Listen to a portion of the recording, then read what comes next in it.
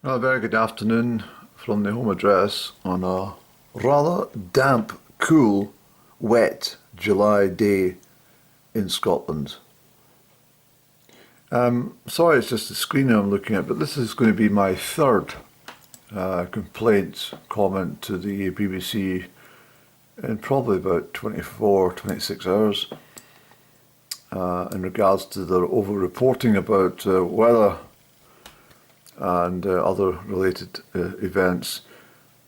So I'm going to submit this, and it's about this nonsense about high temperatures that they claim are affecting much of South and East Europe currently, including Turkey and Greece and Croatia, Italy. I mean, it is high summer. And of course, these countries bordering the shores of the Mediterranean and the Aegean Sea. I mean, these countries are. It's why so many people go and visit them in the summer, because they want to get a guaranteed suntan, dry weather, hot sunshine day, and high temperatures day and night. I mean, it's not unusual. I've referred to the fact that people who live in Malta we make claim to temperatures rising above 40 degrees Celsius quite often in the summer months, sometimes up to 50 degrees. And a lot of that is dependent on the airflow mass that's coming over from North Africa, for example, from Libya, which is just a few miles across the water. So I've stated here, can the BBC please get things into perspective and stop making such a fuss about the summertime in the Northern Hemisphere?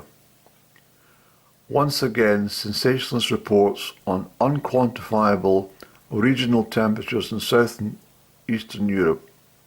And this is regards to too much coverage. It is high summer, and the reason so many people flock to the Mediterranean countries and those around the Aegean Sea is for high temperatures day and night and multiple hours of daily uninterrupted hot sunshine.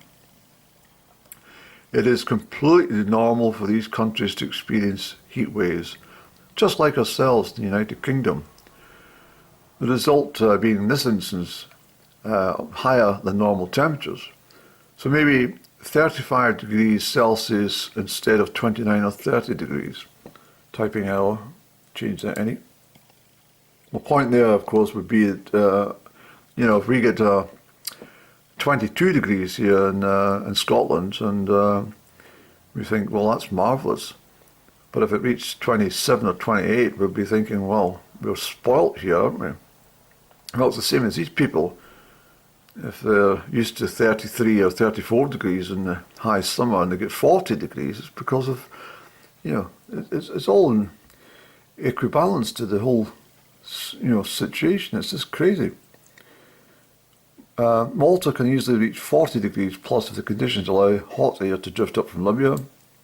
There is nothing new here, and anyone who has lived in any of the locations you mentioned in the report would bear witness to that. It is just alarmist reporting. You mentioned one person died in the whole of Europe as a result of the weather.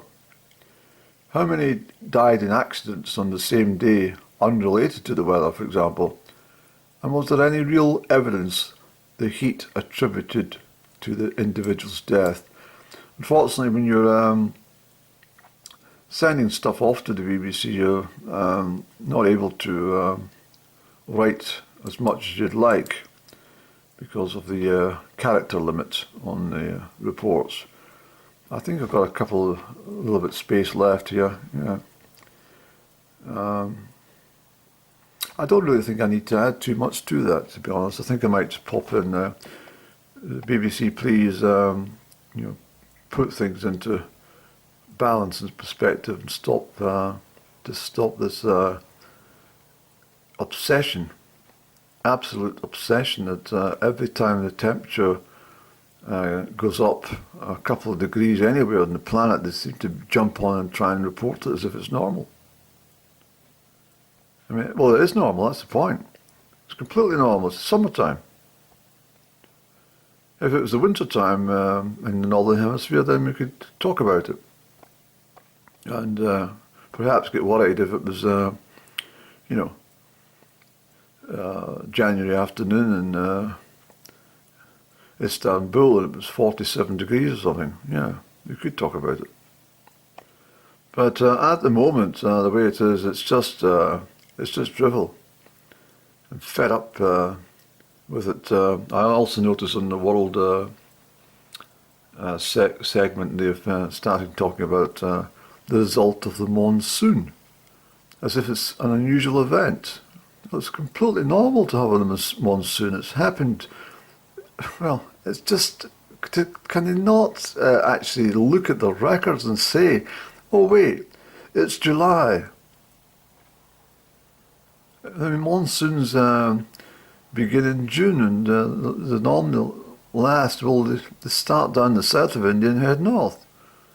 One of the reasons that the Mount Everest only has a very short window for the climbers to attain their objective in getting to the summit. There's only a few days in the month of May where this is possible.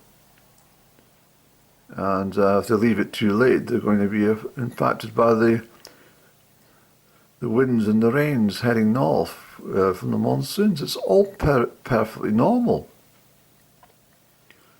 Just like hurricane season starts in late August into September and rushes across, from Africa towards the Caribbean, and then bounces off the Caribbean and starts heading our way, which is the announcement that autumn's on its way.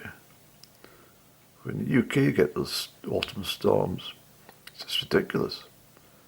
But high temperatures in Europe, southern Europe, around the Mediterranean, never heard of it before, have you?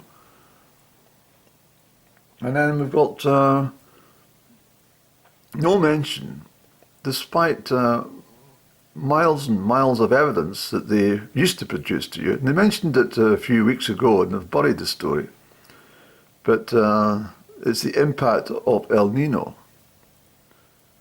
the so-called winds that drift off from the Pacific coast every so years. This comes about. I'm not an expert on El Nino, so why don't you look it up? El Nino. And this was a thing that the BBC used to talk about openly back in the 80s when they started to think about how they can blame nature for some of the weather events which were occurring unusually.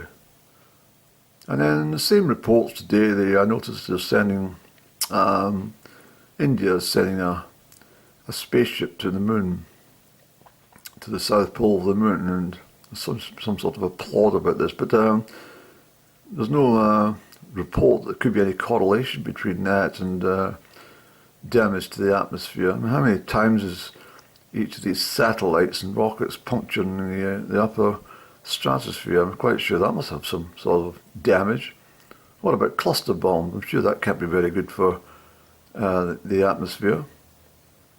No, I don't think they actually look at anything in a balanced way. They just seem to want to try and create fear amongst the masses by thinking that, we're all going to fry to death. The BBC also ask if you've been affected by the heat in southern and eastern Europe to email them with your story.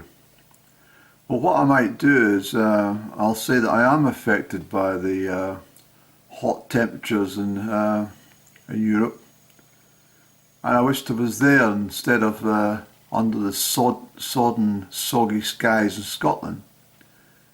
I think I would rather be back in Nîmes or Marseille or something right now, than under these dark, gloomy skies in Scotland. But of course they won't mention anything about the rain in Scotland because, as said before, they're only interested in high temperatures. And if you look at these temperatures, as I was saying, they're not particularly high. They're maybe higher than what would be expected in Spain or Turkey at this time of year, but only by a few degrees, nothing huge. And as I stated, if these are the temperatures showing in January, then perhaps it's a newsworthy story.